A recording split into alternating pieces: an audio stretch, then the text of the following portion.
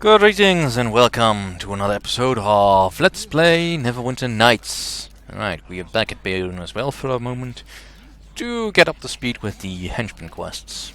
So let's start with Dale and Red Tiger. Waiting for you. Yes? Yeah, just level up, please. Yes? Let's talk. I want you to continue your story from before. We should focus on finding the world's power for Aringend, but I suppose I could spare some time to share with you the legend of my people I mentioned earlier. Well, I want to hear it. In ancient times, all the Ulfgard tribes were one, a mighty nation under the great hero king Ulfgar. Our people were indomitable in battle. None dared stand against Ulfgar when he wielded his great spear. It is said no weapon could harm him when he bandaged his spear over his head. Go on. But against our greatness, the armies of our enemies massed. Goblins, orcs, ogres, and other creatures too foul to mention. A dark host marched forth from the mountains to battle Ulfgar and his people. According to the tale, there was a young boy who desired nothing more than to be a great hero of Ulfgar. When news of the invasion came, he swore he would join the ranks of men as a warrior. He was a mere child, not even a youth, and the warriors told him to stay with the women and infants. But the boy was brave and stubborn, and he would not accept this. What did the boy do? The night before the battle, the boy crept into Ulfgar's tent and stole his magic spear. Then the boy marched out into the darkness to face the horde alone. But he was a child, he did not even know where he was going, and he soon became lost in the woods. In the morning, Ulfgar woke to find his spear gone. He was forced to march against the enemy without it. The battle raged fierce and bloody, and many warriors fell before the enemy broke and fled. But even victory came with a terrible cost. For Ulfgar, father of our people, was felled by an arrow through the eye. What about the boy with the spear? After many days, the boy found his way back to the camp. Those who saw him with the spear quickly understood what had happened, and they blamed him for Ulfgar's death. They cast him out forever, banishing him from the tribe. The boy fled, taking the spear with him. He had only wanted to prove himself as a warrior. He had only wanted to help defend the tribe. His motives were honorable, but his actions were dumb. But his actions had tragic consequences, and the Ulfgard could not forgive him, just as Neverwinter could not forgive Panther. But the tale does not end there. How does it end? The boy vanished. He was never seen again, and neither was Ulfgar's spear, the symbol and source of Ulfgard nation's power and might.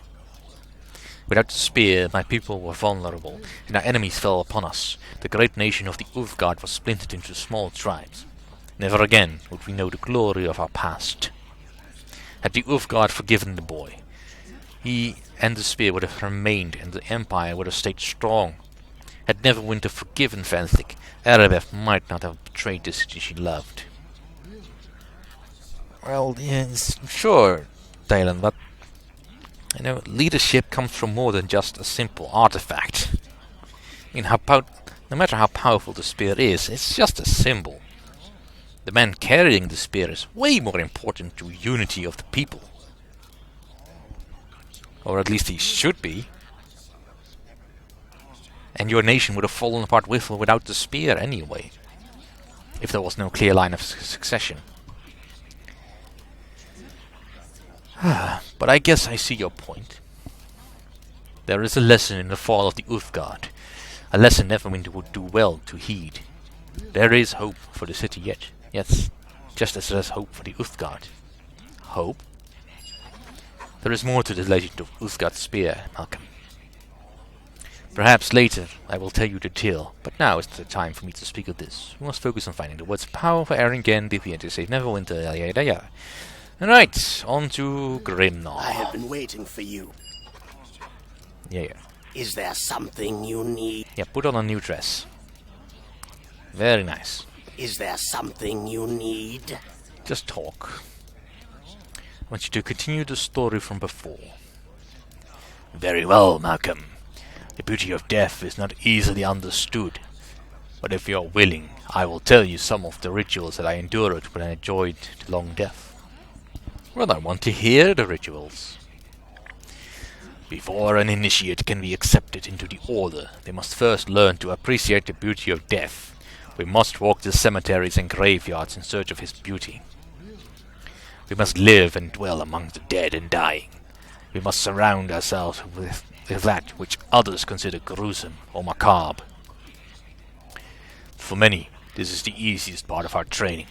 I myself was already enraptured with the corpses on the battlefields. I already understood the perfect truth of their deaths. Go on. The next phase of our training is to understand the tools of the Silent Lord uses to prepare us for death. Pain, suffering, sorrow, agony. We participate in the torture of victims, witness the sweet release when they succumb. The sweet release they achieve, when at last they succumb to death. And then we subject ourselves to the same torments as our victims. We taste the pain and suffering as it burns away that part of us which clings to the mortal world. You subject yourself to torture. Only through experiencing such pain can we understand how it prepares us to kneel at the altar of the Silent Lord. Pain is of this world, but it can release us to the next. The Silent Lord claims many during this stage of the initiation. Those whom he has chosen to serve him in this world, those who survive, continue their training. In the next stage of our initiation, we must become true servants of the Silent Lord. We murdered 3 people: a rich old man, a poor young woman, and a newborn child. Why does it have to be those specific 3 victims? By slaying a rich old man, a poor young woman, and a newborn babe, we learn that all of us are subjects of the Silent Lord. Male, female, young, old, rich, poor. Death has dominion over us all. Next, we must face the wheel. A simple test, but one which delivers much more initiates into the hands of the Silent Lord than any other. The wheel teaches us that the Silent Lord chooses at his pleasure, not ours. He is subject to whims and chance. Death is random. How does the wheel work? The wheel is made of alternating white and black squares. If the pointer stops on a white square, we move on to the next final initiation. If it stops on a black square, we are slain on the spot. When I began the initiation, there were 6 of us seeking to enter the order. 2 died on the torture racks. 1 was captured after murdering a wealthy elderly merchant and hung. The 3 of us to face the wheel. That left 3 of us to face the wheel. I alone survived the face of the final challenge. What was the final challenge? That I am not yet ready to share with you, Malcolm, for I have not yet completed it. But I thought you already were a member of the Order already. I am a monk of the Long Death, Malcolm. The final challenge is necessary only if I ever wish to enter the inner circle of my Order. I want to ask you for your aid in this, Malcolm, but this challenge is sacred to the Order. Despite all you have done, I am not yet certain you are ready to learn of our most hallowed secret. Were I back at the monastery, I could consult with the elders, but in their absence I can only wait and see if some sign is delivered to me. Only if I receive this sign will I be able to tell you of the final challenge, Malcolm. Perhaps later I will speak more of this, but now is not the time, you are not yet ready. Let us return to our mission, for in doing so we surely spread death throughout the north. Yeah, sure. Body knock, let's talk to something a little bit more upbeat. The most logical is... Yep. Is Join there with something me. you need? Put on a new dress, please. Thank you. Is there something you need? I just want to talk a while. Continue your story from before, please. You seem quite interested in this subject, Malcolm. I suppose we could spare a few minutes from our quest to speak about Gon's arrival on the shores of Lantern, if you wish. I wouldn't have asked if I didn't want to hear the tale. Precisely. As I already mentioned, Gon, the Wanderbringer, appeared on the shores of Lantern during the time of troubles. During those years, Ao, the Overfather of the gods, decreed that they must walk among us as mortals. Gaunt Wonderbringer chose to take the form of a gnome, a logical choice, given the obvious advantages of my race. It was in this form that he washed up on the shores of Lantern. As you can imagine, people were skeptical of Gaunt's claim, but the Wonderbringer's clerics confirmed his identity. Go on. During the time of troubles, there was a great strife among the suddenly mortals gods. Bane, Baal, and Merkel slew each other battling over the portfolio of death.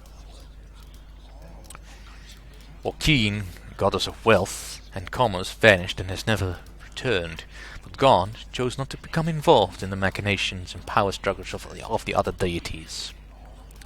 He dwelt peacefully among the people of my island home, sharing his wisdom and knowledge with us. Perhaps the most well-known gift he shared with us was the secret of making smoke powder. Smoke powder? Smoke powder is quite useful, if somewhat dangerous. Though it resembles nothing more than coarse black sand, when lit, smoke powder will explode with a blast of surprising force. Smoke powder is a remarkable tool with many uses, but it can be quite destructive in the wrong hands. This is why even among the Lanternese, the smoke powder are known only to a precious few. But even though smoke powder is Gaunt's most well-known gift to my people, it was not the most important piece of knowledge he shared with us. What do you mean? What other gift did he give you? As I've already told you, we are a society of observers and thinkers. We have a tradition of isolating ourselves from the politics and events of Faerun, but Gaunt changed all that. He warned us a time was coming when we must become involved in the affairs of the mainland. A time was coming in which we could not afford to remain dispassionate and neutral. He would not say when this time was or what the circumstances would be of this momentous event, but when a god tells you to go forth into the rest of the world, you would be wise to listen. But Lantern is still a very closed and mysterious society. Given the analytical nature of our society, you could not expect we would suddenly integrate ourselves with the rest of Faerun without careful study and research of what we are about to undertake. Suddenly the discoveries and accounts of those who had left our island on journeys of exploration became infinitely more important as a tool to teach us of the society and culture we knew we would soon be interacting with. Now, by law, all who leave Lantern must first visit the clerics of Gaunt Wonderbringer, still a stupid typo there, to obtain divine guidance before embarking on their journey. What kind of divine guidance did you receive? Me? You know, the usual. Go with Gaunt, that kind of thing. Pretty much what you expect. Bodinark, are you keeping secrets from me? The guidance I received from Gaunt's clerics is personal and a private thing, Malcolm, and it has nothing to do with our work for Erikson. Perhaps I will speak more of this later, but now is not the time. We need to focus on our mission. We have to get those words of power back to Erikson. Yep. Alright, Linu. I hope that you would return. Hey there, dear. Yeah. Put some new clothes on, please. Thank you. Hey there, dear. What? Continue the story from before. I suppose you won't rest until I tell you about the accident that led to my becoming a cleric of Sayanin. I guess I can tell you, though it was a horrifying experience. Not I want to hear it. It was just over a month into our training when Gedalin decided to let us examine some of his collection of magical artifacts. He took us into his vaults, the part where the lower powered magic items were stored. We played with them for a while, but I was bored. You were bored with playing with magic items? Being from a wizard's home, most of us had seen items like these quite a few times. Who was hardly going to be impressed with the wand of magic missiles? I noticed that one of the doors had been left open, so I thought I would have a quick peek inside. Go on. I didn't mean to touch anything, but two of the other students came in behind me. One of them asked what I was doing. His voice scared me, caused me to jump into the air, but I didn't land on the floor. I didn't see the rope that was hung to keep people away from this one display. The hole I fell into was a doorway into another plane of existence. Or at least, that's what they told me later. According to Gadolin, no person, let alone a child, should have survived the experience. So how did you survive? All I know is that my body seemed to expand and contract at a horribly fast rate, like a hyperventilating toad. The feeling seemed to last for hours, but was over in a second. I can't explain it any better than that. When it stopped, I opened my eyes. What did you see? There was a large grey, squishy thing that looked at me with 20 large eyes. I whimpered a little. I remember that. Then it started to move. I don't think I have ever seen anything move so very fast. I screamed as it attacked and continued to scream as a bolt of glowing blue light ripped through its body, just seconds before it could reach me. I sat on the ground, trembling uncontrollably. Arms enveloped my quaking form and a soft voice whispered words into my ear. What did the voice say? I can only recall images of journeys and safety, of life and death and of times to come. As the voice spoke, I began to feel very tired and I drifted off to sleep. When I awoke, I was in a comfortable bed surrounded by a curtain that stretched up to the ceiling, and I could hear a man's and a woman's voice talking softly beyond it. The voices were suddenly interrupted by the entrance of my master, who angrily asked why I was taken to the temple of Seanin.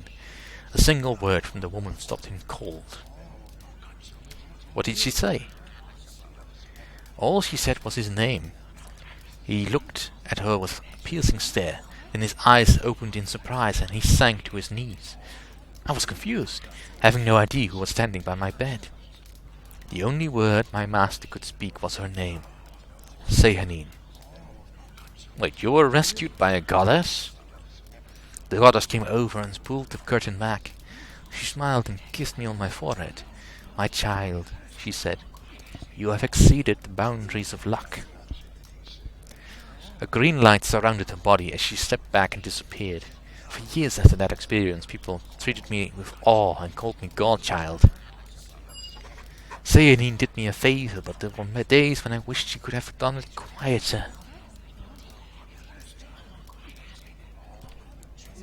That does seem to stretch the limits of luck. Such is my life. Bad and good luck in heaping amounts, like a gift of gold that crushes you under its weight. I have dedicated my life to the goddess. She gave me that gift, so I gave her everything back to her. There is a task that she wishes me to accomplish, and that is why she chose me to save my life. A task? I overheard a few of the words she shared with the high priest before my master came into the room. Well, that is a task for me, and should not be allowed to interfere with your quest. We have too much to do right now to tell the tale. We need to find the words of power, save Neverwinter. Yeah. Alright, Sharwin. I suspected you. Yes? Is there something you need? Yep. Put on new clothes, please. Yes? Is there... Alright, continue the story. Alright. I have thought about which story to tell you, Malcolm. It is an old one. The story of Tamerlane, the Song of Love. Now that sounds promising. I'm so happy you approve. Now, since you promised to be a good audience, be quiet for once. Tamerlane was an elven bard, one of the most talented and famous from an age ago. At the peak of his life he was happily married, with numerous children, yet still he felt he had left something undone. He bid his children a tearful farewell one day, hugging his faithful wife close to his breast, and promised to return as he began the greatest quest of his long life.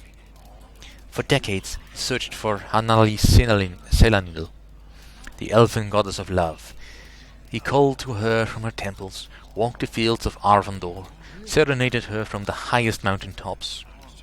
Just when he thought he could search no more, and his thoughts turned to his long-lost wife and children, Hanali Selanil came to him at long last. She was the most beautiful of elves, her eyes warm and clad in a gown of silver and gold. Thou hast sought me out, she spoke, and I have come. What dost thou desire of me? Tamerlane was almost overcome by her beauty, but still he spoke. Anali Selanil, he said, also called Lady Goldheart, the winsome rose, the mother of sadness, I wish a boon. I desire to know the true meaning of love, so I may write a song to stir the hearts of mortal and immortal alike. Would you grant me this boon? The goddess thought on his offer and smiled. I and the three who are one, child. Perform a task for each of us, and you shall know the true meaning of love, and be rewarded. 3 who are one?